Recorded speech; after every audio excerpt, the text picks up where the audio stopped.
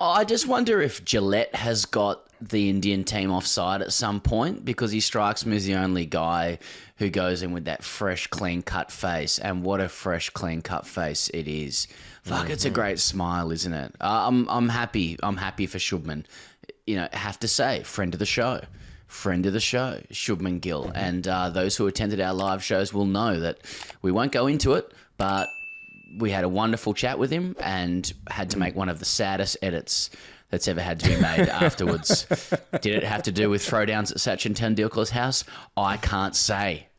Yeah, But we won't be saying that here. Did his face turn a brighter shade of crimson after a question about that? I can't say. But I saw all of the face, because it's a beautiful face, a beautiful smile. He's a wonderful guy, and he batted superbly today. And, he should probably have been in the side for quite a while. We got an interesting question at a live show. He goes about whether or not he might be kind of the next marquee player, cab off the rank in Indian cricket. Yeah. Which I think says a little bit about Indian cricket culture, in that just with no judgment to it, there's always got to be a kind of a big dog. I think India will probably play better cricket without a big dog, to be honest, with heaps of guys being really good. But Shubman Gill should be a feature of this side in multiple formats for a really long period of time, and he showed his class today. He's one of these guys. He's 23 years old. There's obviously our guy who's 23 years old. Everyone must have a 23-year-old in the stable. Everyone must have a 23-year-old in the stable. And India's 23-year-old today scores his second Test 100. But he's one of these guys that he's already done everything, and so I wonder if his next move is a sort of Gautam Gambhir move into politics. He might be getting into the Legends League, because what I'm saying, because Shubman's already now scored 100. He's one of the youngest people, maybe the youngest ever to score 100 in each format for his national side, that being ODIs, T20s, and the Test side. He won the IPL with Gujarat last year, opening the batting, or at least playing in that side, whatever. I don't know what's next, but I feel like it's movies. I feel like it's a move into whatever he wants to do next, and really that's either Bollywood or politics.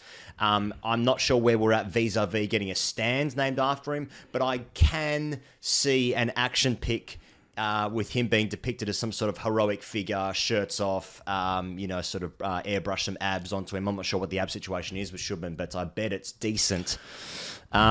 So I think that, he's 23 and the world's at his feet, but I'm thinking, what next? Because cricket, he's completed it. He's already done everything. So and from an Australian perspective, now the average is 1,000 against us. So I think just hang up the boots. Movies, thoughts? Yeah, I think he scored 15% of his entire Test match run haul off Mitchell Starc as well. So wherever Starc is going, he should be pitching up there as well. I like what you say about the movies scenario, because being 23 years old, it's not okay for us to simply enjoy him now. We must also, as we asked with Cameron Green, we must ponder what it will become. We can't just enjoy the here and now. It's what will it become. What next, Pez? And for you, you're saying Bollywood. And I thought I noted that in the 100 celebration. I thought it was quite a pronounced bow he gave. And I wondered if, in the same way that Jadeja has that flamboyant, slightly camp sword thing he does, whether that might become Gill's trademark as well. And that's got Bollywood written all over it if there was print and if print's going to survive. That joke. Anyway, Shubman Gill, didn't he play well today, mate? He even got into the reverse sweep out at stages. He scored at a clip somewhere in between Cameron Green and Usman Khawaja, though was a bit closer than Cameron Green. He just batted sensibly. It was, I think, top of my head, was it Chancellor's? I don't really remember.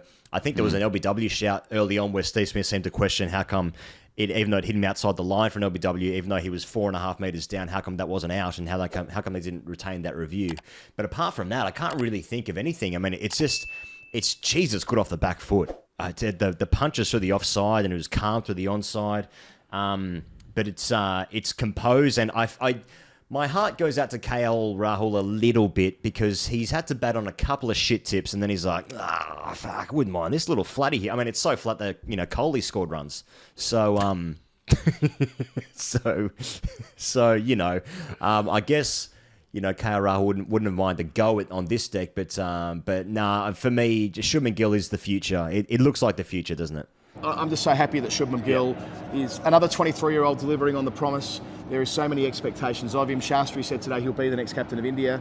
Big call, but I love it. I suppose that's on the basis that Rohit will do it for a fair while now. He's relatively new to the job. But, you know, the idea of Shubman, big, tall, graceful player, so assertive through the offside, shimmies down the track with the best of them. He's got the white ball shots. We saw that double ton he made in one-day cricket recently. He opened up the offside inside 20 minutes this morning. His front foot's going out to mid-wicket to open up the offside. Now, you would never see that from a guy who's been brought up purely on a diet of red ball cricket, but it's working for him right now. And I do feel like this will be a bit of a monkey off the back moment because he has struggled in India today. 124 in a T20 as well recently. That's India's highest score in a T20. And that was here. So he's got the double ton in 50 overs, the highest score in 20 overs. And now his second 100 here, made one in Bangladesh in December, so a couple in quick succession. Despite being left out, you can't imagine he'll be left out again anytime soon. No. But then again, he is an Indian opening bat, so they do tend to chop and change. Well, this kind of goes to the point I touched on before about Indian averages declining over the last few years. If pitches are more like last week, and I don't want to get into pitch chatter or some of the comments yesterday, we're not interested. What I'm saying is that if the pitches are like last week, players will continue to find it harder to score runs. It's just a fact. You can't argue with the fact that pitches like this week will be easier to score runs on, and there is a natural bias to turning tracks in India, heavily turning tracks in India right now. Not always, but at the moment they're in fashion. They're the result pitches, excessively turning result pitches are in fashion. So if they play on pitches more like this, then averages will naturally go up. It's a push-pull thing again. So Shubman Gill, a Gujarat Titan, becomes a Titan of Gujarat with the 100 today. And I mean, I just want to take a moment for the aesthetics. You know how everybody has that thing where they gush about left-handers in cricket. Oh, left-handers. Oh, they look so much better. Oh, a left-handed cover drive. Oh, la-di-da. He's like the right-handed version of a left-hander. Everything he does looks great. I mean, aside from when he's charging down the track and being clean bowled to one that keeps low. But when he plays, the shots that he's playing, and because everything hit the middle of the bat just about, and he plays unorthodox kind of shots. He stands up and there's an economy of movement. He'll stand up tall and play a little back foot punch that just goes away through cover. He'll do a little one to the other side. That one where he took the ball off the top of the bounce and just punched it to the onside and it went away through wide, long on for 4. Like, how is that possibly going for 4?